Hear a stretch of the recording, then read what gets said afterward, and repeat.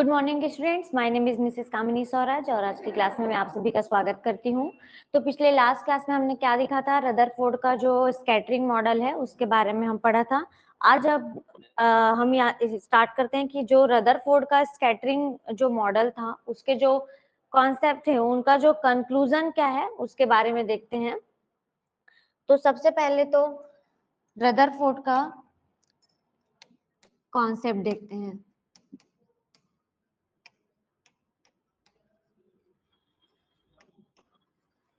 Scattering model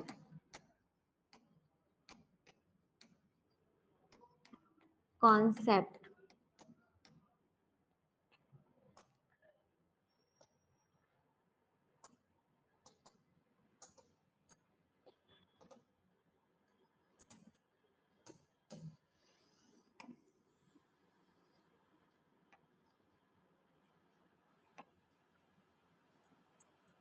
ठीक, clear है आपको बोर्ड? ओके, चलिए फिर क्या क्या ऑब्जर्व किया था भाई हमने इस स्कैटरिंग मॉडल में। पहले कि most of alpha particle passed in straight. ठीक है, जो स्कैटरिंग मॉडल है उसमें जो गोल्ड फॉइल पर एक्सपेरिमेंट किया गया था उसमें जो अल्फा पार्टिकल थे वो क्या हो जा रहे थे, बहुत ज्यादा मात्रा में स्ट्रेट चले जा रहे थे। ठीक, दूसरा क्या था, somewhere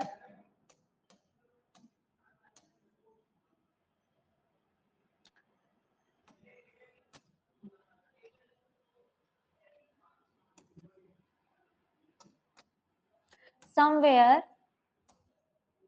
deflected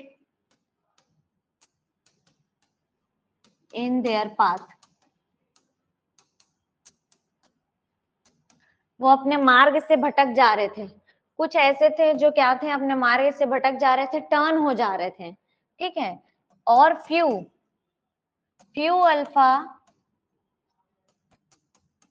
particle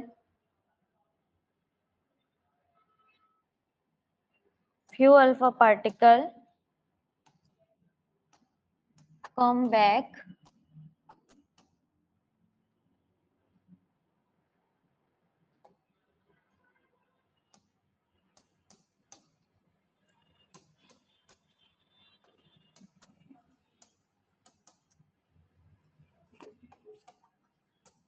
in their path। जो अल्फा पार्टिकल थे उसमें से जो लेस अमाउंट में ही क्या कर रहे थे, हटा करके वापस हो जा रहे थे।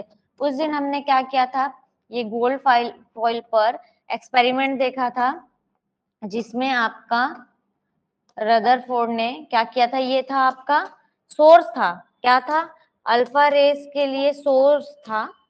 ठीक है, यहां से किरणें क्या हो रही थी, निकल रही थी अल्फा की, अल्फा रेस, बहुत सारी अल्फा रेस यहाँ से निकली सोर्स से। उसमें से कुछ ही जो न्यूक्लियस थे, ठीक है, अल्फा रेस, वो क्या हो रहे थे, न्यूक्लियस का तो डेंसिटी कम था, वो उस तरफ चले जा रहे थे। ठीक है, most of the alpha rays straight part में सीधे चले जा रहे थे। कुछ थे जो इसके आउटर सेक्शन के इलेक्ट्रॉन से टकरा करके टर्न हो जा रहे थे। ठीक, दूसरे दिशा में टर्न हो जा रहे थे, और बहुत ही कम अल्फा पार्टिकल थे जो डायरेक्ट इस न्यूक्लियस से हीट करके अपनी दिशा में वापस हो जा रहे थे। तो ये एक्सपेरिमेंट हमने देखा था। इसका ये कंक्लूजन क्या निकला था, कि इसका कंक्लूजन ये था रदरफोर्ड के एक्सपेरिमेंट का, पहला, न्यूक्लियस हैव स्मॉल डेंसिटी। एक तो न्यूक्लियस की स्मॉल डेंसिटी है। ठीक है, दूसरा इसका निकला था कि इलेक्ट्रॉन मूविंग अराउंड न्यूक्लियस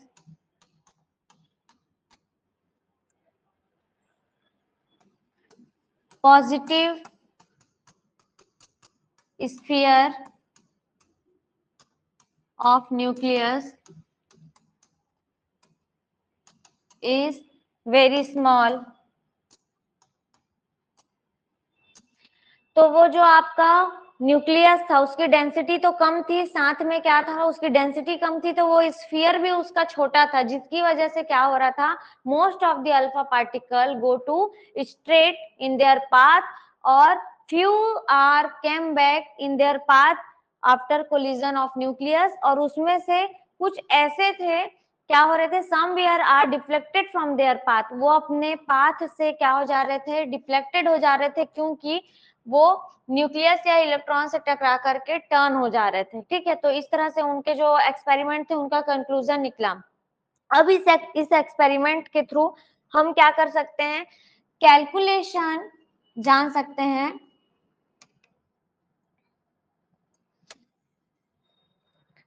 किसका कैलकुलेशन जान सकते हैं, कैलकुलेशन ऑफ मास नंबर।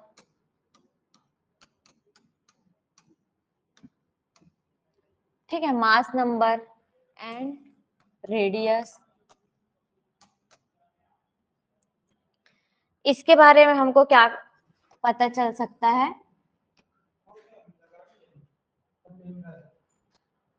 हाँ नहीं, हो गया, स्टार्ट हो गया।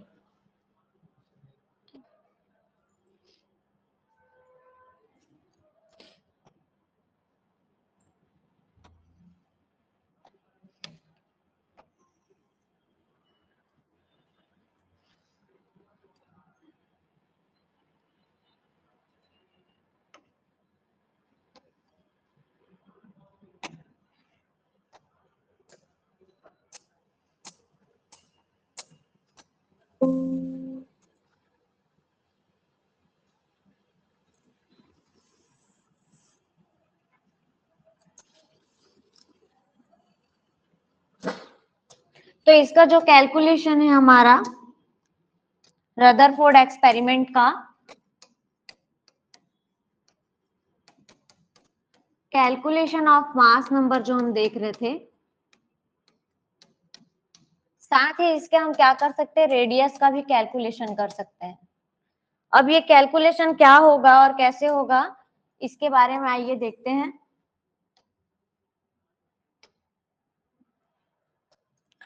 तो इसके लिए मैं यहाँ एक फॉर्मूला लिख रही हूँ, R is equal to R naught, और ये आपका A है a⁻⁴, ठीक है, 1/3 मीटर। अब यहाँ पर ये जो R है वो आपका रेडियस हो गया, R नॉट आपका क्या हो गया, जो R नॉट है आपका वो इसका फिक्स वैल्यू होगा 1.2, और जो A है वो आपका मास नंबर है।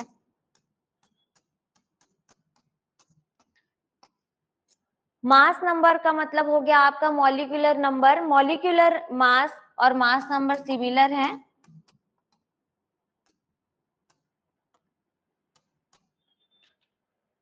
इसके साथ ही एक छोटा सा और डिफरेंस देखते हैं, बहुत सारे बच्चों में मास नंबर और मॉलिक्यूलर मास बोलने से कंफ्यूजन क्रिएट हो जाता है। तो ये हो गया आपका मास नंबर और ये हो गया आपका एटॉमिक नंबर। ठीक, तो जब मैं मास नंबर की बात करूं तो आपको याद रखना है ये प्रोटॉन प्लस न्यूट्रॉन का एडिशन है, और जब एटॉमिक नंबर की हम बात करते हैं तो ये केवल आपके प्रोटॉन का एडिशन है। ठीक है, number of proton is equal to क्या होता है आपका, यहाँ पे देखिए मैं लिख रही हूँ एटॉमिक नंबर की जब मैं बात कर रही हूं तो ये हो गया number of proton. Number of और एटॉमिक नंबर को Z से रिप्रेजेंट करते हैं। नंबर ऑफ प्रोटॉन क्या होता है आपका, एटॉमिक नंबर होता है। जब लेकिन मॉलिक्यूलर नंबर की बात आती है या मास नंबर की बात आती है, जिसको A से रिप्रेजेंट कर रहे हैं, उसका मतलब होता है प्रोटॉन प्लस न्यूट्रॉन। इसका मतलब कि यहाँ पर न्यूट्रॉन का भी क्या होगा, एडिशन होगा। इसको एक एग्जांपल से समझते हैं। मान लेते हैं आपके पास है कार्बन जिसका एटॉमिक नंबर है 6 और उसका मास नंबर है या मॉलिक्यूलर मास, एटॉमिक मास क्या है आपका, ये इसका 12 है। ये जो 6 है उसी को हम क्या कर रहे हैं, Z से रिप्रेजेंट कर रहे हैं, और ये जो 12 है ये हमारा मास नंबर है जिसको A से रिप्रेजेंट कर रहे हैं। अब क्या होगा, जब आपको पता है इसका एटॉमिक नंबर क्या है, 6 है, तो यहाँ पे लिखते हैं atomic number is equal to 6। जैसा कि मैंने यहाँ पे लिखा है atomic number is equal to number of proton, इसका मतलब है जो एटॉमिक नंबर होगा वही हमारा क्या होगा, नंबर ऑफ प्रोटॉन होगा। तो हमको यहाँ से क्या पता चल गया, प्रोटॉन का नंबर पता चल गया।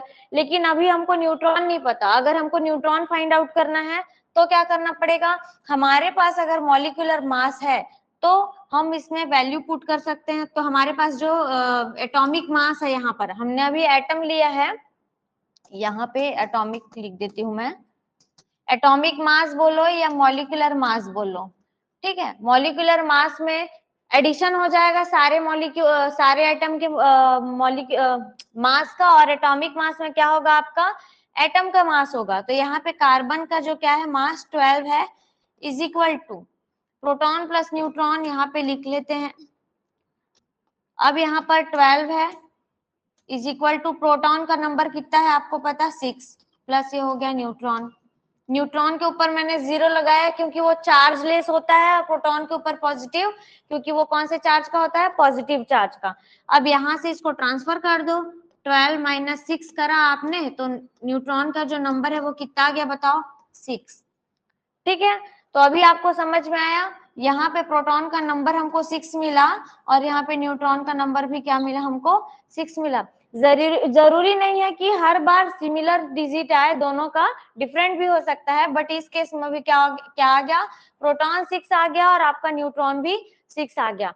मतलब कि प्रोटॉन और न्यूट्रॉन को मिला दिया जाए, 6 प्लस 6 इज इक्वल टू 12, वो क्या बन जाता है, एटॉमिक मास बन जाता है, और वही हमारा क्या है, मास नंबर है। तो जो यहाँ पर हम कैलकुलेशन सीख रहे हैं उसमें क्या होगा आपका, ये जो मास नंबर है उसमें देखो ये जो है फिक्स वैल्यू होती है इसकी, और ये हो गया a का पावर 1/3m। अगर आपको इससे रिलेटेबल क्वेश्चन क्या दे सकता है और कैसे दे सकता है, ये देखते हैं। क्वेश्चन आपको पूछ सकता है, what is radius of nucleus having 64 mass number। इसमें क्या पूछ रहा है, देखो क्वेश्चन में रेडियस पूछ रहा है आपको, और थोड़ी देर पहले हमने ही क्या देखा था, अभी फॉर्मूला देखा था कि हम रेडियस कैसे कैलकुलेट करेंगे। तो r is equal to r naught था इसका फॉर्मूला, और a to the power 1/3m था। यहाँ पे आपको मास नंबर दे रखा है, जिसको हम क्या कर रहे हैं, a से डिनोट कर रहे हैं आपका मास नंबर। इसकी वैल्यू क्या दे रखी है बच्चा, 64 दे रखा है उसने। अब इस फॉर्मूला में आपको केवल क्या करना है, वैल्यू पुट करना है रेडियस जानने के लिए। r is equal to R N U लिख लो यहाँ पे, क्योंकि उसने न्यूक्लियस का रेडियस पूछा है, तो RNU इज इक्वल टू यहाँ पे जो r नॉट है, ठीक है, r नॉट का वैल्यू मैंने क्या कहा था, फिक्स होता है 1.2। अब a की वैल्यू के लिए आपको क्या करना है, 64 है, यहाँ पे 64 पुट कर दो, पावर 1/3, और ये m हो गया। अब इसको आप सॉल्व कैसे करोगे, देखो 1/2 तो पहले से ही है, मल्टीप्लाई 64 को ऐसा किसका पावर करें कि वो जो पावर उसका लगा हुआ है वो कैंसल आउट हो जाए। तो आपको पता है 4 का पावर अगर 3 कर दिया जाए, 4 जा 16 होता है, और 16 4 जा 64 हो गया, तो उसका पूरा होल पावर मैंने ले लिया 1/3, ये उसका यूनिट है m। ठीक, अब यहाँ पर देखो 1/2 इंटू ये जो 3 और 3 है वो कैंसल आउट हो गया बच्चा, और ये हो गया 4। अब इसको अगर आप कैलकुलेट करोगे तो क्या हो जाएगा, 4.8।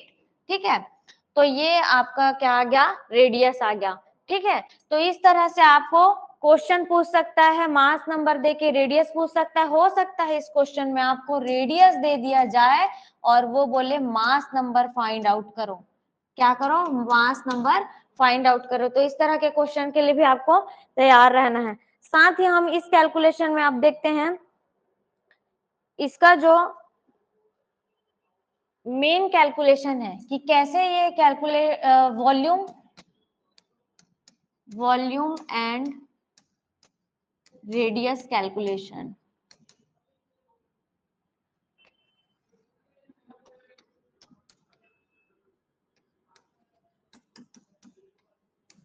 Calculation for volume and radius. ठीक, तो इसमें देख लेते हैं सबसे पहले तो ये देखो, ये जो न्यूक्लियस है, न्यूक्लियस आपका एटम के अंदर है, छोटा सा न्यूक्लियस, तो ये जो वॉल्यूम होगा न्यूक्लियस का is very very less than किससे, एटम के डेंसिटी से या वॉल्यूम से।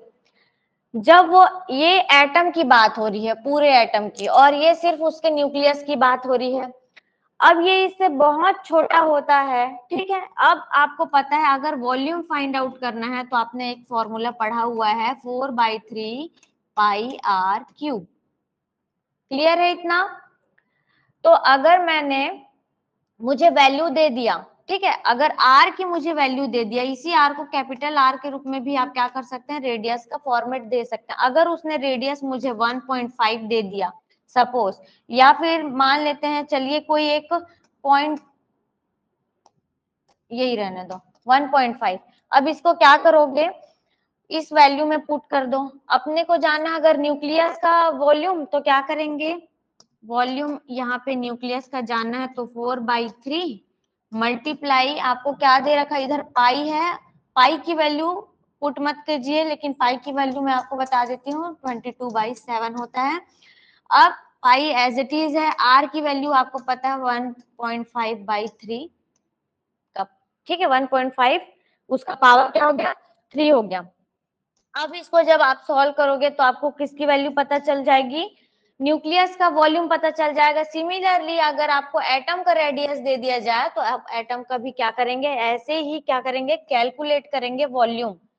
और जो उसका रेडियस का बात है, यहाँ पर मैंने v लिखा है तो ये हो गया वॉल्यूम की बात। अगर मैं यहाँ पर r लिख दूं और n लिख दूं, इसका मतलब किसके रेडियस की बात हो रही है, न्यूक्लियस के रेडियस का बात हो रहा है। और यहाँ पे मैंने a लिख दिया तो ये एटम के रेडियस की बात हो रहा है, जिसका कैलकुलेशन हमें अभी देखा, ठीक है, ये उसका कैलकुलेशन था। क्वेश्चन इसका क्या था, what is the radius of nucleus having 64 mass number. इस मास नंबर के अलावा आप दूसरे मास नंबर के साथ भी इस क्वेश्चन को प्रैक्टिस कर सकते हैं। तो क्लियर है इतना आप सभी को? तो आज की क्लास में क्या था, हमने रदरफोर्ड का जो स्कैटरिंग मॉडल था उसका जो कंक्लूजन था कि क्या किस तरह से उसका कैलकुलेशन हो सकता है क्वेश्चन का, इसके बारे में पढ़ा। नेक्स्ट क्लास में मैं आप सभी के लिए नेक्स्ट टॉपिक के साथ रेडी रहूंगी। Thank you for watching this class.